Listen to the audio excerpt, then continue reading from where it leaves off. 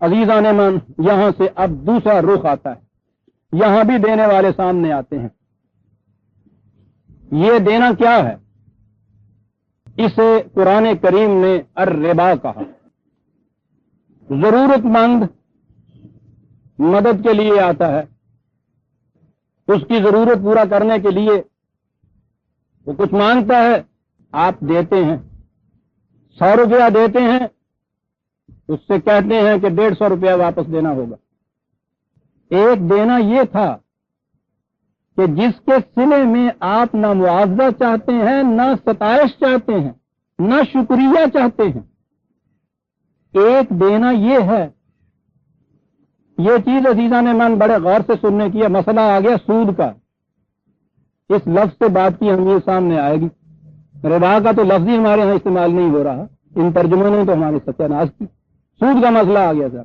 مسئلہ دینا یہ بھی ہے، مدد یہ بھی ہو رہی ہے، اس کی ضرورت پوری کر رہے ہیں آپ۔ ایک وہ دینا ہے، ایک یہ دینا ہے۔ اس دینے کے متعلق تو قرآن نے کہا خدا کے راستے میں لا خوف علیہم ولا هم یحزنون۔ یہ دینا جو ہے اس قسم کا، اس کے متعلق پتہ کیا کہا؟ یہی 4 آیتیں آگے بات آ جائے گی، 2/279 279 ابھی آتی ہے۔ فَإِن لَّمْ تَفْعَلُوا فَأْذَنُوا بِحَرْبٍ مِّنَ اللَّهِ وَرَسُولِهِ۔ ایسا کرنے والوں کو اعلان کر دو کہ اگر اس سے باز نہیں آؤ گے تو اعلان جنگ ہوگا یہ خدا اور رسول کے خلاف۔ بڑی عظیم چیز کوئی ہوگی برادران عزیز، بہت بڑی انقلابی چیز آ گئی ہے۔ کوئی اور ایسی چیز نہیں قرآن میں جس کے متعلق یہ کہا گیا ہو کہ ایسے کرنے والوں سے کہہ دو کہ ان کے خلاف اعلان جنگ ہے۔ صرف مملکت کے خلاف اعلانیہ بغاوت کرنے والے جو ہیں ان کے متعلق تو یہ چیز آئی تو وہ تو اعلانیہ بغاوت کرتے ہیں، وہ تو جنگ ہے۔ یہ ایک چیز جس کے متعلق ذہن میں نہیں آتا کہ یہ کوئی اتنا بڑا جرم ہے کوئی جسے کہا ہے کہ ان سے کہو کہ باز آ جائیں اس روش سے۔ اگر باز نہیں آتے تو خدا اور رسول کی طرف سے اعلان جنگ ہے ان کے خلاف۔ یہ کیا چیز ہو گئی عزیزان من؟ اتنا بڑا جرم یہ ہو گیا، اس سے بڑی بغاوت کوئی نہیں برادران عزیز۔ اسلام دین چاہیے، خدا کی رہنمائی، نبی اکرم صلی اللہ علیہ وسلم والذین معہ کی تمام مسلسل جد و جہد، یہ ساری کی ساری ایک ایسا نظام قائم کرنے کے لیے تھی جس میں تمام افراد انسانیہ کی پرورش کا سامان بلا مزد و معاوضہ، بلا جذبہ تحسین اور صلہ اور شکریہ کے ہوتا چلا جائے۔ اس نظام کا قائم کرنا اس قسم جس میں انسان کی عزت نفس قائم ہو، ضرورت مند کی ضرورتیں جو ہیں افراد کی طرف سے نہیں نظام کی طرف سے پوری ہوتی چلی جائے، یہ نظام قائم کرنا اسلام کا بنیادی اصول ہے۔ مقصد یہ ہے دین کا۔ خدا کی حمد بھی اس لیے ہے الحمدللہ رب العالمین کے ربوبیت عالمینی کرتا ہے۔ اسلام کا مقصد یہ ہے برادران عزیز، اور اس کے برعکس ایک نظام وہ ہے کہ جو ضرورت مند کی ضرورت پوری کرتا ہے تو اس کے معاوضے میں اس کی محنت میں سے چھین کے لے جاتا ہے۔ یہ جو اس کے اوپر زائد اس نے لیا ہے یہ کیا ہے؟ اس نے محنت کر کے کچھ کمایا ہے نا بیچارے نے۔ دو متضاد نظام ہو گئے۔ ایک نظام وہ ہے کہ جس میں محنت کرنے کی سکت نہیں بھی اتفاق سے رہی، اس کی بھی نشو و نما اسی طرح سے ہو رہی ہے، احترام انسانیت کے اوپر بھی ٹھیس نہیں آنے دی جا رہی۔ اس کے بالکل متضاد ایک نظام وہ ہے کہ جس میں دوسرے کو محتاج بنایا جاتا ہے تاکہ وہ آپ کے پاس نظام میں کہہ رہا ہوں اکنامک پیٹرن، اکنامک سسٹم، جس کے اندر کھلی چھٹی دے جاتی ہے چند افراد کو کہ وہ زیادہ سے زیادہ سمیٹ لیں، جتنا وہ زیادہ سمیٹیں گے وہ سمیٹنا آسمان سے تو اترے گا نہیں۔ معاشرے کے اندر جو دولت ہے وہی ہے نا جو وہ لیے جائیں گے، اس لیے جانے کا فطری نتیجہ ہوگا کہ بہت سے لوگ ہوں گے جن کے پاس نہیں رہے گا۔ یہ احتیاط جو ہے یہ غلط معاشرے کا نتیجہ ہے، غلط معاشی نظام کا نتیجہ ہے جو ایک کے ہاتھوں سے چھن جاتا ہے۔ ان سے پہلے چھین لیا جاتا ہے، چھیننے کے بعد وہ ضرورت کے لیے آتے ہیں، ان کی ضرورت پوری کی جاتی ہے، اور اس کے بعد وہ جو محنت کر کے پھر کماتا ہے اس محنت کا حاصل جو ہے اس کو چھین لیا جاتا ہے، محتاج سے محتاج تر بنا دیا جاتا ہے۔ ایک دفعہ قرض لے لینے والا عزیزان من سیڑھی نہیں اٹھا سکتا ساری عمر۔ بالکل متضاد معاشی نظام ہے یہ، اسے نظام سرمایہ داری کہتے ہیں۔ یہ الربا کے معنی میں نظام سرمایہ داری ہے عزیزان من۔ کہیں گے کہ صاحب بہت بولڈ ہے جو چیز تم نے کہہ دی، یہ بولڈ نہیں ہے۔ نظام سرمایہ داری یہ ہے، اب بات ذرا گہری چلی جائے گی لیکن بڑی اہم ہے، اس لیے ضرورت ہے کہ گہرائی میں جایا جائے۔ روپیہ یہ شے کیا ہے؟ پہلے زمانے میں بارٹر سسٹم ہوتا تھا۔ گاؤں کے اندر ذمہ دار نے گیہوں پیدا کیا، وہیں گاؤں کے اندر کمہار بیٹھا ہوتا تھا، اس نے اس کے لیے برتن بنائے۔ زمیندار کو برتن کی ضرورت ہے، کمہار کو روٹی چاہیے، وہ اس سے برتن لے گیا، اس نے اس سے گیہوں لے لی۔ ضرورتیں پوری ہونی تھی، نظام یہ تھا، بڑا ٹھیک نظام تھا، چلا جا رہا تھا۔ جب ذرا آبادیاں پھیلی تو یہ مشکل ہو گیا کہ یہاں سے یہ گیہوں سر پہ اٹھا کے 10 میل کے فاصلے پہ لے جائے یا 20 میل کے فاصلے پہ وہاں سے وہ اٹھا کے برتن لے آئے یا دوسری ضرورت کی چیز۔ اس سہولت کے لیے یہ کوائن یا سکہ جسے کہتے ہیں اس کی ایجاد ہوئی کہ یہ نہ اٹھا کے لے جانا پڑے، ایک سمبل ایک نشان ہو، وہ دے دیا جائے اس کو کہ بھئی یہ چیز تم مجھے برتن دے دو، جس کو یہ دکھاؤ گے وہ تمہیں اتنی گیہوں دے دے گا جتنی گیہوں میں نے لا کے تمہیں دینی تھی۔ یہ ہے اس کی ساری کہانی سکے کی، اس لیے یہ وجود میں آیا تھا۔ اگر یہ پڑا ہوا ہے ایک جگہ ڈھیروں، یہ کچھ اگا نہیں سکتا، یہ خود بخود زیادہ نہیں ہو سکتا۔ جتنی دیر جی چاہے اپنے 100 روپے کہیں رکھ چھوڑیے، 10 سال کے بعد بھی گنیے 100 کا 100 ہی ہوگا اگر کوئی لینے گیا تو اس میں سے خود پیدا نہیں ہوتا۔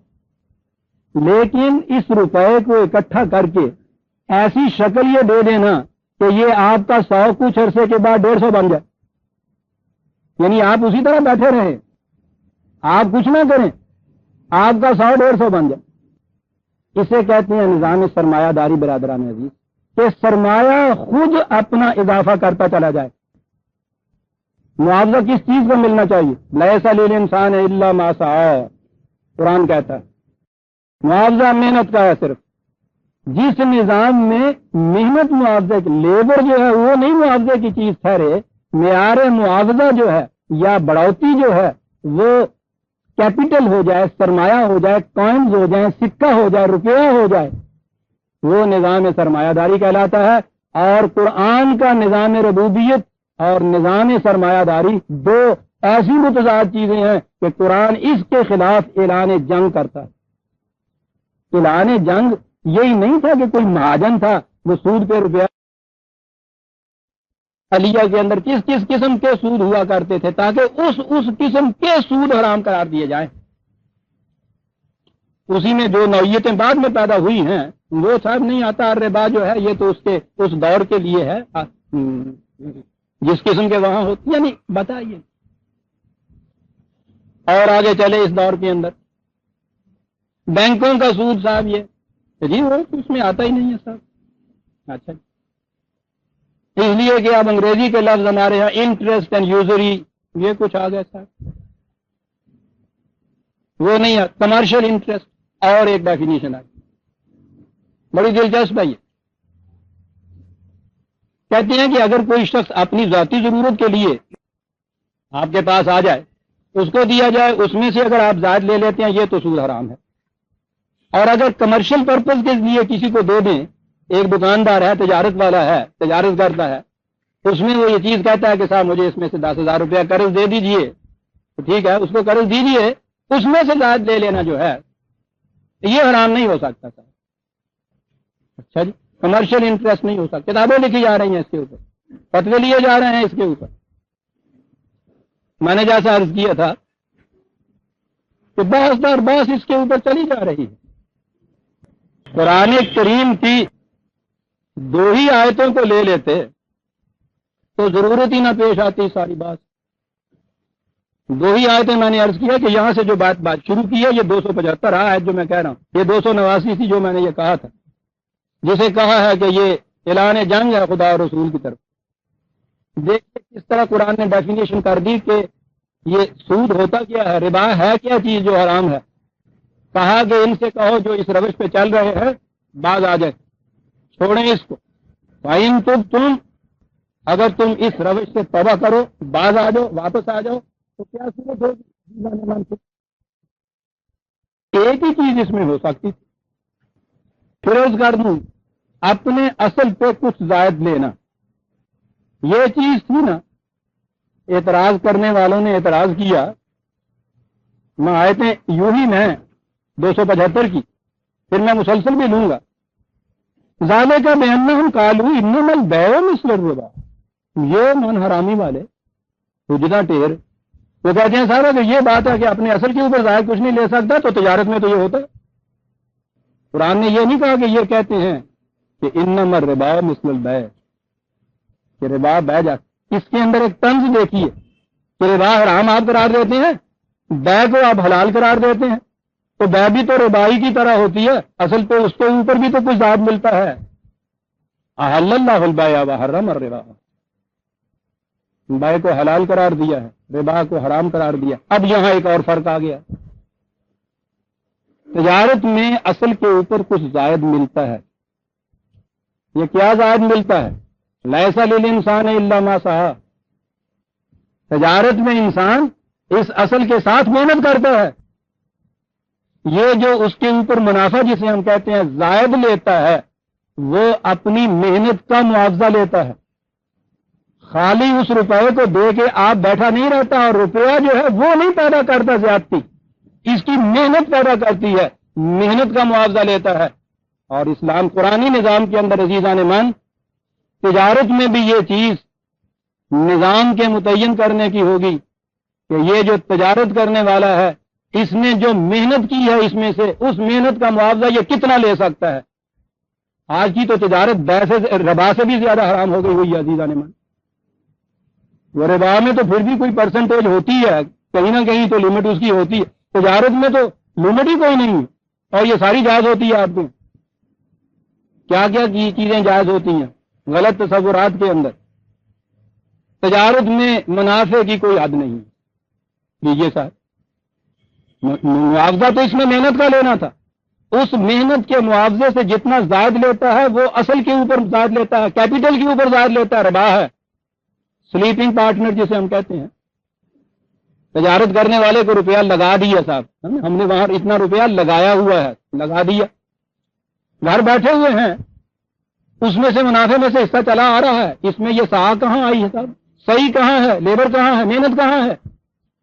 یہ جائزہ آپ کے ہاں کی شریعت کے روح سے جائز قرار دیا ہوا.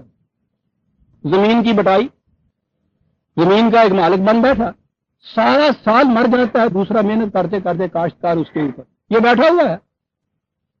سال کے بعد جو کچھ پیدا ہوتا ہے اس میں سے جو بھی مقرر کیا ہے آدھا یا چوتھا حصہ یا ٹھیکے پر روپیہ کاہے کا ہے.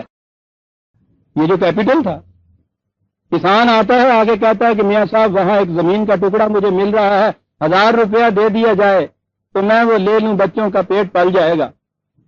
تو کہتے ہیں ٹھیک ہے، 1000 چھوڑ کے 1500 میں خرید لو، کوئی بات ہی نہیں ہے. 1000 پہ اگر یہ کہے کہ صاحب 10 روپئے زائد لوں گا، سارے گاؤں میں مشہور ہو جائے گا سود خار سود خار، بڑی بری بات ہے. وہ کہتا ہے کہ صاحب یہ ٹھیک ہے، تم اس جمیلے میں کیوں پڑتے ہو؟ وہ زمین 1000 روپے کی میں خرید لیتا ہوں، تم جاؤ اس میں ہل چلاؤ، کاشت کرو. ٹھیک ہے، زمین یہ خرید لیتا ہے، ہل وہ چلاتا ہے. سال کے بعد 1000 روپے پہ تو 10 روپے لینے تھے، اب یہ جو اس طرح سے لا رہا ہے وہ 100 روپے لا رہا ہے بٹائی کا. جائز. آج اگر یہ چیز ہے کہ صاحب کمرشل انٹرسٹ جائز قرار دو، بینک کا سود جائز قرار دو، تو وہاں یہ بھی چیز تو چلی آ رہی ہے آپ کے یہاں. سمپل اصول برادران عزیز، لیسا للانسان الا ما سعی. معاوضہ محنت کا ہے، کیپٹل کے اوپر کچھ زائد جو محنت کا معاوضہ نہیں بنتا اسے ربا کہا جاتا ہے. عزیزان من، نام شکل اس کی کچھ بھی کیوں نہ رکھ لی جائے، قرآن کا فیصلہ یہ ہے کہ اگر تم اس سے باز آؤ گے فَلَكُمْ رُؤُوسُ أَمْوَالِكُمْ، صرف اصل زر لے سکتے، لا تظلمون ولا تظلمون، تم پہ بھی زیادتی نہ ہو، کسی اور پہ بھی زیادتی نہ ہو. یا تظلمون کے معنی ظلم کے کمی کرتے ہو، تمہارے اصل میں بھی کم نہ ہو اس کی محنت سے جو اس نے کمایا ہے اس میں بھی کمی نہ ہو. لہذا ہر وہ سسٹم جس میں معاوضہ محنت کا نہ ہو، سرمایہ کا ہو، وہ معاوضہ الربا ہے. اور عام انداز سے جسے ہم یوں ہی حرام کہہ دیتے ہیں، ایسا حرام نہیں. ایسا حرام ہے یہ نظام کہ ایسے نظام کے خلاف خدا اور رسول کی طرف سے اعلان جنگ ہے. اب آئیے قرآن کی آیات کی طرف. پیچھے سے صدقات، انفاق بغیر کسی قسم کے صلہ، شکریہ، تحسین کی تمنا کے بغیر اس مقصد کے لیے دیے جانا میری ضرورت سے زائد ہے، دوسروں کی ضرورت یہ پوری کرتا چلا جائے گا، مقصد ہی یہ ہے. اس کے برعکس یہ چیز کہ اپنا محفوظ رہے، دوسرے کی محنت کو یہ کھینچ کے لے آئے. دوسرا نظام یہ، وہاں کہا یہ تھا کہ یہ جو چیز ہے کہ اپنا کمایا ہوا دوسرے کی ضرورت کے لیے دے دو بلا معاوضہ کے، کہا یہ تو خدا کی رہنمائی کے علاوہ ہو نہیں سکتا. دل کی کیفیت بدلنی پڑے گی اس سے. ایک دل کی کیفیت یہ ہے کہ دینے میں خوشی محسوس کرتا ہے. ایک دل کی کیفیت یہ ہے کہ دوسروں کے چھیننے کے لیے پاگل ہو رہا ہے. کس انداز کا پاگل؟ یہاں سے بات شروع ہوتی ہے عزیزان من ربا کی. کیا بات ہے قرآن کی. الذین یاکلون الربا لا یقومون الا کما یقوم الذی یتخبطہ الشیطان من المس. کہتا ہے ان کی کیفیت دوسروں کی کمائی کو کسی نہ کسی طرح سے سمیٹ لیں، جھپٹ لیں. کیفیت اضطراب کی حالت ان کی، پاگل کسی کیفیت، ایسے جیسے کسی کو سانپ نے ڈس لیا ہو. کیا مثال ہے. سانپ کے ڈسے ہوئے کی پیاس کی شدت جو ہے اس کا آپ اندازہ نہیں لگا سکتے. پاگل پن کا تڑپنا، بجھتی نہیں ہے وہ پیاس اس زہر کی جو ہوتی ہے. کہتا ہے اس کی کیفیت یہ ہوتی ہے بغیر محنت کیے دوسرے کی محنت میں سے جو آتا ہے اس کے لیے تو پھر الہاکم التکاثر حتی زرتم المقابر. ضرورتیں تو پوری ہو جاتی ہیں، ان کی ایک حد ہوتی ہے. یہ جو تکاثر ہوتا ہے دوسرے سے بڑھنے کی جو ہوس ہوتی ہے یہ تو اس کی حد کوئی نہیں ہوتی، قبر تک باقی لیے چلی جاتی ہے انسان کی. جیسے سانپ نے ڈس لیا ہو، اس قسم کی کیفیت. ذالک بانہم قالوا انما البیع مثل الربا. جب ان سے کہا جاتا ہے کہ کیپٹل کے اوپر یہ منفعت جو ہے، منافع جو ہے. جی ہاں میں بات شروع کرنے لگا ہوں، سکون سے سنیے گا. پھر بات یہ تھی اپنے اصل کے سے کچھ زائد لینا. جب یہ کہا گیا انہوں نے یہ اعتراض کیا کہ بائع میں بھی تو، تجارت میں بھی تو یہی چیز ہوتی ہے. بائع خرید و فروخت دونوں کے لیے یہ بائع و شراء کے لفظ عربی زبان میں استعمال ہوتے ہیں. اس میں بھی تو یہی ہوتا ہے. کہا اس میں یہ نہیں ہوتا. اب یہ جو فرق ہے میں نے عرض کیا کہ فرق اتنا ہی ہے کہ بائع کے اندر اصل کے ساتھ محنت کرتا ہے، منافع اس کی محنت کا معاوضہ ہے. اگر بائع یہ شکل اختیار کر لے کہ وہ منافع محنت کے معاوضے تک محدود نہ ہو، کیپیٹل کا بھی اس کے اندر معاوضہ آ جائے، وہ حصہ ربا میں شامل ہو جائے گا. اسلامی نظام میں یہ چیز نہیں ہوگی، ورنہ وہ بیع اور ربا مثل ہو جائیں گے ایک دوسرے کے. قرآن کہتا ہے کہ نہیں، بیع کو حلال کیا، ربا کو حرام کیا. بیع میں بھی ربا کی اگر صورت آ جائے گی وہ حرام ہو جائے گا. فمن جاءہ موعظۃ من ربہ فانتہی فلہ ما سلف. جس تک یہ بات پہنچ جائے اور دل میں اتر جائے اور پھر یہ اپنی روش چھوڑنا چاہے، جو پہلے ہو چکا وہ ہو چکا.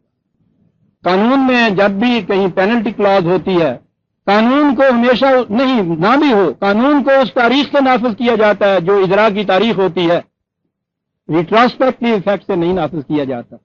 قرآن کا بھی یہ اصول ہے. فلہ ما سلف وامرہ الی اللہ.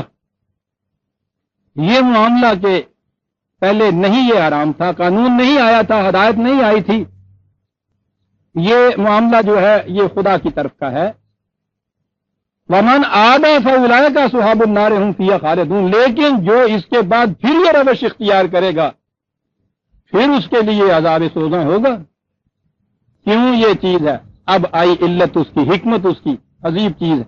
یمحق اللہ الربا ویربی الصدقات، بظاہر یہ نظر آتا ہے کہ ربا میں سے تو بڑھتا ہے، دولت بڑھتی ہے، جو کسی کو یوں دے دیا جاتا ہے وہ چلا جاتا ہے، کہتا ہے یہ پیراڈاکسیکل، نظر تمہیں ایسا ہی آتا ہے، در حقیقت ربا جو ہے وہ دولت کو مٹاتا ہے، قومی ویلتھ جو ہوتی ہے اس کو آہستہ آہستہ وہ مٹاتا چلا جاتا ہے، اور جو چیز بڑھتی ہے وہ صدقات ہیں، جو اس طرح سے دیا جاتا ہے وہ ہے جو حقیقت میں بڑھتا ہے، ربا بڑھتا نہیں ہے۔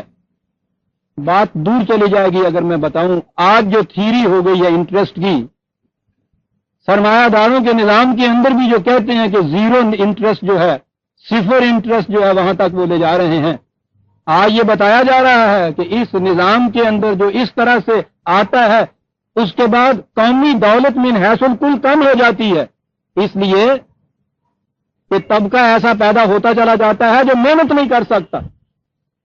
نیشنل ویلتھ یا قومی دولت پیدا ہوتی ہے محنت سے، اور اگر ایسا طبقہ پیدا ہوتا چلا جائے، محنت کے بغیر دولت آتی چلی جائے، محنت کرنے والا طبقہ کم ہوتا چلا جائے، نیشنل ویلتھ گھٹتی چلی جائے گی۔ ہاں بظاہر تو یہ نظر آتا ہے نا کہ جو یوں دے دیا جائے وہ گھٹتا ہے، جس سے کچھ ریٹرن میں ساتھ آئے وہ بڑھتا ہے۔ کہاں غلط تم نے سمجھا ہے، انفرادی طور پر انڈیویجولی نہ لو، اجتماعی طور پر قومی حیثیت سے نظام کی شکل میں لو، آپ تم دیکھو گے کہ یہ گھٹتا ہے وہ بڑھتا وہ ہے۔ گھٹنے اور بڑھنے میں ایک چیز اور سامنے آئی، ایک اور قسم ہے ربا یا سود کی۔ ہمارے ہاں کے اس دور میں بھی ایسے لوگ ہیں جو یہ کہتے ہیں کہ نہیں صاحب، قرآن کریم کی روح سے سادہ سود جو ہے وہ تو حلال ہے، اور مرکب سود جو ہے وہ ہے حرام۔ مرکب سود حرام ہے، وہ تو چوہا پہ گیا ہے۔ جی ہاں، یا ایھا الذین آمنوا، آیت تو جھٹ سے لے آتے ہیں نا، اللہ دے ان کو۔ یا ایھا الذین آمنوا لا تاکلوا الربا اضعافا مضاعفۃ واتقوا اللہ لعلکم تفلحون۔ ترجمہ عام طور پر جی 3/129، 3/129 ترجمہ کر دیا جاتا ہے کہ اے ایمان والو تم ربا کو نہ کھاؤ، اضعاف مضاعفتن، وہ جو دگنا دگنا ہوتا چلا جاتا ہے۔ وہ کہا کہ صاحب یہ وہ جو ہے نا کہ وہ سال کے بعد سود اصل میں مل جاتا ہے، پھر اس کے اوپر سود پڑنا شروع ہو جاتا ہے، وہ یہ ہے اضعافا مضاعفتن۔ عجیب چیز ہے برادران عزیز، وہاں یہ کہا تھا نا کہ ربا نظر آتا ہے کہ بڑھتا ہے، در حقیقت قومی دولت گھٹتی ہے۔ اس خوبصورتی سے یہ چیز کہی ہے۔ امام راغب اس کے متعلق لکھتے ہیں نہایت عمدگی سے، لغت میں آپ میرے بھی دیکھیے۔ اضعافن اس کا مادہ ہے زیفن، رات کی زیر سے، اس کے معنی ہوتا ہے دگنا ہونا کسی چیز کا۔ وہی چیز جسے تم کہتے تھے نا کہ تم سمجھتے ہو کہ ربا سے بڑھتا ہے، تم یہ سمجھتے ہو کہ یہ ربا جو ہے، اس سے غور سے سنیے عزیزان من، یہی ہے وہ آیت جس سے یہ اب ثابت کیا جاتا ہے کہ سود در سود جو ہے وہ حرام ہے، سادہ سود جو ہے وہ حلال ہے۔ اضعافن اس کے معنی ہوتا ہے یہ ہے زیف سے، جس کے معنی ہے دگنا ہونا، جسے تم کہتے ہو دگنا ہوتا ہے۔ در حقیقت مضاعفتن یہ ضعف سے ہے، جس کے معنی ہے کم ہونا۔ قرآن کی بلاغت، ایک ہی مادے کے ایک زبر اور زیر سے اس نے ایسا حسین انداز میں فرق کیا کہ تم جسے سمجھتے ہو کہ وہ چیز زیفن ہے، بڑھ رہی ہے، حقیقت میں ضعفن ہے، کم ہو رہی ہے، کمزور ہو رہی ہے۔